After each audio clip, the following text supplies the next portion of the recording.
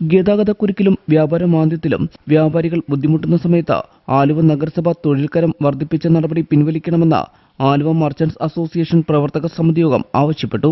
ഇത് സംബന്ധിച്ച് നഗരസഭ അധികൃതർക്ക് നിവേദനം നൽകുന്നതിനും നടപടി എടുക്കാത്ത പക്ഷം സമരപരിപാടികൾ ഏറ്റെടുക്കുമെന്നും പ്രവർത്തക സമിതി യോഗം തീരുമാനിച്ചു. ആലുവ മുനിസിപ്പാലിറ്റി അന്യായമായി വർദ്ധിപ്പിച്ച തൊഴിൽ നികുതി പിൻവലിക്കണമെന്ന് ആലുവ മർച്ചന്റ് അസോസിയേഷൻ എന്നുകൂടിയ പ്രവർത്തക സമിതി യോഗം ആവശ്യപ്പെടുന്നു.